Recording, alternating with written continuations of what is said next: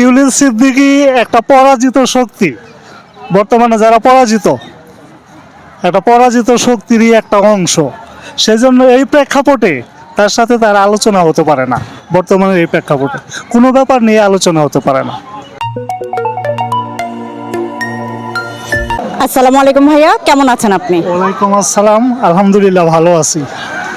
আপনাকে একটা ছবি দেখাবো, ছবিটি দেখে আপনাকে বলতে হবে যে এখানে কাদের কাদের দেখা যাচ্ছে। ওকে ওকে বলো। এখানে আমি প্রথমে যাকে দেখতে পাচ্ছি ইনি হলেন সাবেক রাষ্ট্রপতি হুসাইন মোহাম্মদ এরশাদ, সাবেক প্রধানমন্ত্রী বেগম খালেদা জিয়া এবং সাবেক বাংলাদেশ ব্যাংকের গভর্নর ডক্টর ফখরুদ্দিন আহমেদ, এবং তার বাম পাশে রয়েছে সদ্য পরাজিত শেখ হাসিনা, এবং ডান পাশে আছেন বর্তমানে যিনি রাষ্ট্রের অধিষ্ঠিত আমাদের শ্রদ্ধেয় স্যার ডক্টর মোহাম্মদ ইউনূস। আচ্ছা, আমার প্রশ্ন হলো কার শাসন আমলে দেশের মানুষ শান্তিতে ছিল বা আছে? কার শাসন আমলে? এটা তো একটা জটিল প্রশ্ন। সবাই যার যার জায়গা থেকে চেষ্টা করছেন দেশের মানুষকে শান্তিতে রাখার জন্য।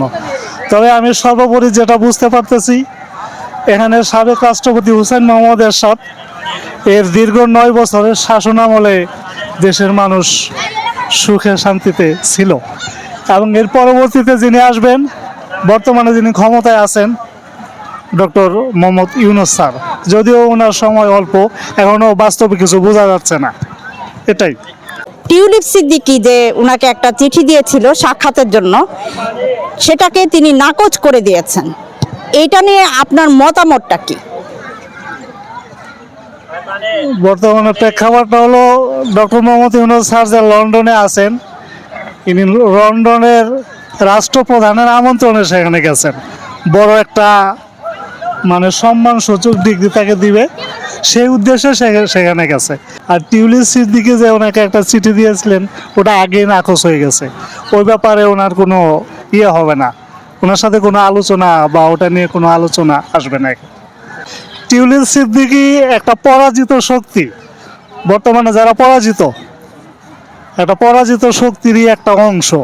সেজন্য এই প্রেক্ষাপটে তার সাথে তার আলোচনা হতে পারে না। বর্তমানে এই প্রেক্ষাপটে কোনো ব্যাপার নিয়ে আলোচনা হতে পারে না।